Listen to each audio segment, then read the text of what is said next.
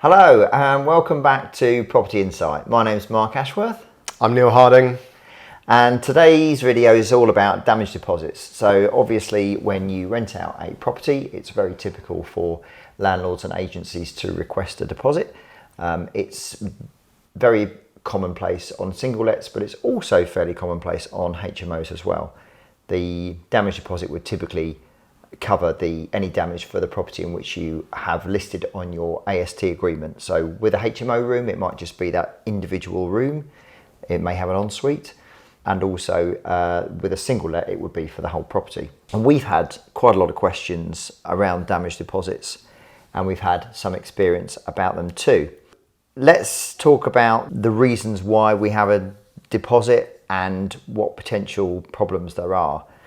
I think really it's all about bit of protection, bit of insurance, a bit of skin in the game, shall we say, when someone takes hold of your property, that you expect them to behave in a tenant-like manner and look after the property. So therefore, that's kind of the purpose of the damage deposit. That's right, yeah. The damage deposit is restricted now to 5 weeks worth of rent, right? That's correct. It used to be that landlords could almost set their own rules about what the damage deposit could be. It could be 2 months rent, 3 months, whatever they chose. I think it's important to remember that a few things about damage deposits. Ultimately, of course, it's the tenant's money, not the landlord's. So that's the starting point, and it needs to be taken care of.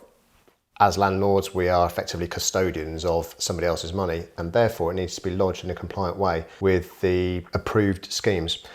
One of them is deposit protection scheme, or the deposit protection service, which I use, the DPS. I use that a lot. That's a custodial scheme. It's probably more straightforward to get your head around how that works. Essentially, you take a deposit, it's how much it is, X number of pounds. You lodge it there, and at the end of the tenancy period, it's returned to the tenant if everything's fine.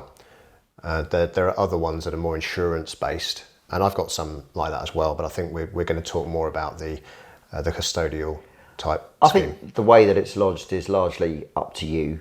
I always find, as it's the tenant's money, if it's a large amount and you're talking 5 weeks rent and it could be in excess of £1,000, it's best to put it into the custodial scheme.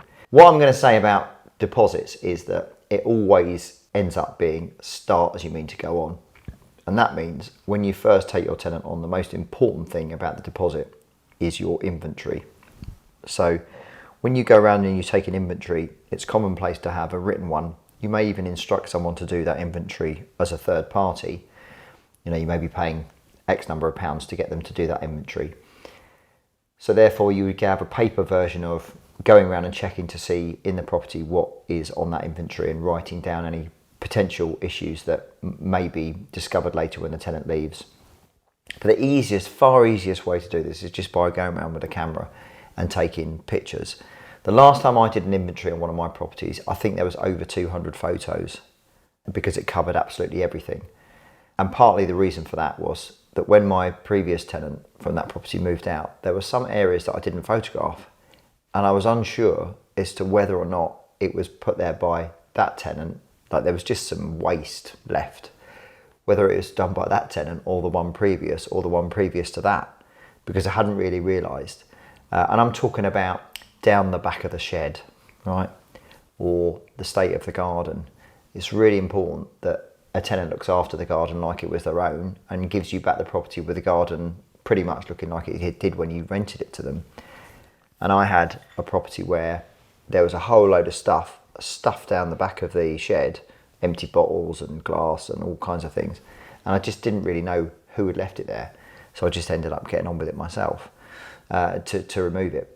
So all those things are really important to capture, and then when you provide the inventory, you also provide a link to that set of photographs, which you both have a copy of, and within the inventory you just reference the fact that there's been a set of images that have been sent, and you just make sure that you keep a record of those photographs, and that you then can refer back to that same set of images at the end of the tenancy when they give notice, to then provide them a copy of the signed inventory along with the set of pictures that were taken in the first place, and that all those pictures are the same as the ones that you provided at the beginning. I think that's probably the biggest tip we can share on this video, right? Is make sure you have a really good inventory. Ideally, signed photographs by the tenant the day they move in and the landlord, and signed again with the condition of the property on the back end of the tenancy the day they move out. So do an inventory check in and inventory check out. I've had emails from the DPS where they've made it really clear that in the event of any kind of dispute over how much of the damage deposit should be returned to the tenant, and in the event that the landlord feels as though actually there's damage and some of this deposit should be withheld and returned to yourself as a landlord, the DPS adjudicator, if there is a dispute that can't be agreed between landlord and tenant, will want to see the evidence of photos before and after. That's what they go on, it seems, 9 times out of 10. So absolutely make sure that you're doing those inventory checks.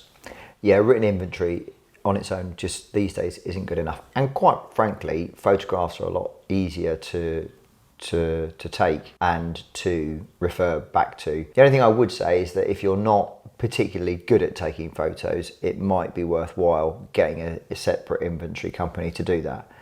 Today it's pretty easy, with a camera. All I would say is just make sure you go there in good light. So, make sure that you are going during the daytime and there's plenty of good light and that the pictures clearly show.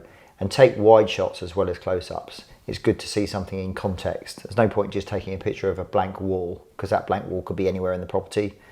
So if there is something on the wall that you need to refer to, take a wide picture of it and then take a close-up picture of it so that it shows that that is a close-up part of that particular room, let's say. But yeah, that's the best. I mean, I had a tenant move out recently where cleaning needed to be done, gardening needed to be done, some repairs. Virtually, I probably had to replace 12 light bulbs. And in someone's tenancy agreement, it does say that things like light bulbs should be replaced by the tenant. And then so I created a list of items that needed to be replaced and needed to be done by my cleaners and gardeners, etc. And I put it to the tenant that that's what it was going to cost. So I said, you're welcome to do it yourself, or I can get a quote for you.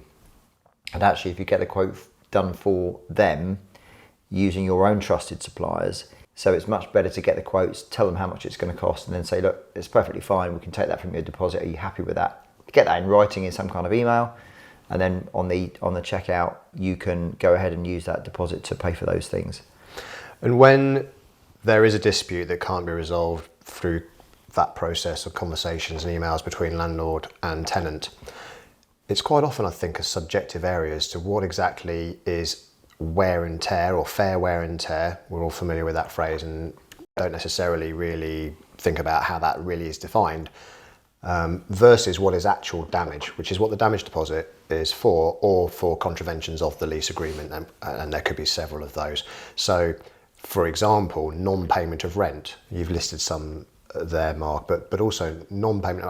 I've had a damage deposit withheld due to non-payment of rent, where a tenant has not paid their last month's rent and simply said, just take your last month's rent out of the damage deposit. And unfortunately for a landlord, of course, that can mean that with a 5-week cap on a monthly tenancy, you can in effect, really, in reality, be having a damage deposit that is covering maybe 5 days of worth of rent on a monthly rental agreement, which isn't great because it can limit your damage deposit effectively to maybe 100 or 200 quid. The deposit that's paid by the tenants is a damage deposit. It is to do with returning the property back to normal. It shouldn't really have any effect on the rental income that's owed. And so therefore, when the tenant says that you should take the last month's rent from the deposit, you should actually suggest to them that rent needs to be paid and that the damage deposit will be returned to them once the outbound inventory checks have been done. And they can only be done when the keys have been returned, the property's back in your control, and it's empty and clear of all their things. Then you can do a true inspection of what work actually is required to get that property back to the same kind of condition that it was when you first rented to them. So for example, if my property was professionally cleaned at a cost of, let's say, £300, then I would expect the property to be professionally cleaned when it comes back. Whether the tenant chooses to do that themselves is up to them. The thing is, it's quite tricky for a tenant to clean a house professionally to the same standard because it's not empty when they're cleaning it. Usually they've got other stuff that they're taking out. It's always a good idea to set your expectation and remind them on their checkout email that it should be returned professionally cleaned, or certainly look like it's been professionally cleaned. If the tenant doesn't pay the last month's rent, effectively what they've done is they've gone into rent arrears, haven't they? And right at a time when they're probably going to be looking to their landlord for a good reference for the next place that they want to live.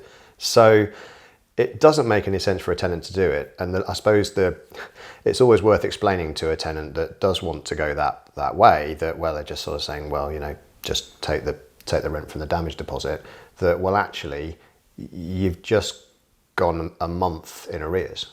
So you can no longer factually, accurately provide a reference to their future landlord to say that they always pay their rent on time. And that could potentially restrict their options on where they go to next. So worth having that conversation with the tenant as well. Let's talk a little bit about what actually is fair wear and tear versus what is damage. I think it's worth going through a handful of examples. So I think if you take the example of a carpet, right? So fair wear and tear on a carpet. Carpets obviously deteriorate over time. They could fray at the edges a little bit. They could become worn, and over a period of years, you could understand that. Depends on the quality of the carpet. It does. It does. That not all carpets are made equal. No, there's carpets and there's carpets. Damage to a carpet, or maybe a vinyl in the kitchen, would clearly be a rip if it's torn. Right, that's damage. Yeah. Or if there's I've had a carpet before where there's been an iron dropped onto the carpet, or left it's on it, burnt a hole in the shape of a perfect iron mark right through the middle of a carpet, and that's damage.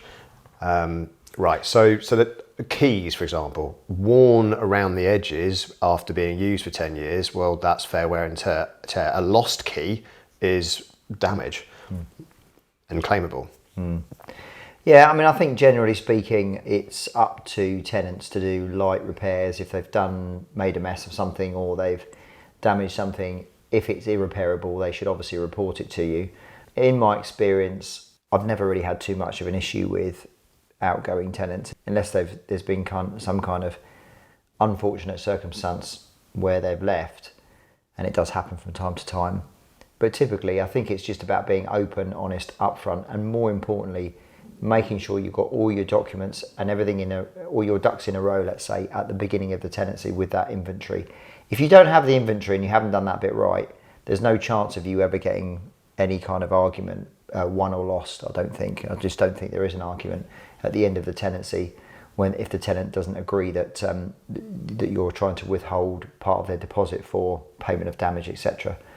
So that's really important. So you want to just make sure that you're instructing somebody to do that inventory for you. And if it is your agent, that's fine. Just make sure. I mean, I've had agents do inventories for me before, and they've been pretty good. They have generally consisted only of pictures, they don't really bother too much with the written stuff. I tend to write now, when I do my inventories, I tend to do written stuff as well, just to be sure. And it's obviously, if there are things that you're going to write on that inventory which mean that there is some element of damage, it is questionable as to whether you should actually just get that repaired before the tenancy, so that when they're moving in, there is like a clean slate. What about the adjudication process? When you can't agree, how long have you ever used the adjudication process with the DPS? I used the adjudication process once where the tenant had left and was in rent arrears. Okay. I think there was an adjudication process at that point because I was trying to claim the deposit because the tenant had gone AWOL effectively and didn't, because I think the partner of the person that left the property had actually paid the deposit, so that person was no longer contactable. So I had to go through a process of writing to them officially to request the deposit back. Yeah, it was a relatively straightforward process, to be fair. That was my experience as well. I've used it once. Good news about it. It's free, which is good. It's binding. It's a final decision, which is legally binding. And the end-to-end process probably takes about 60 days. Not a crazy length of time. So you have your own unique login, don't you, for DPS, as does the tenant. You both go in, submit your arguments. There's some form filling and tick box exercises to do, isn't there, to go through the process. But yeah, end to end is about 60 days before both sides get their money back and return to them. But it's fairly efficient, fairly online. and free and a pretty good process. Yeah. Yep. Well, I hope you found that video insightful, and we look forward to seeing you on the next one. See you next time.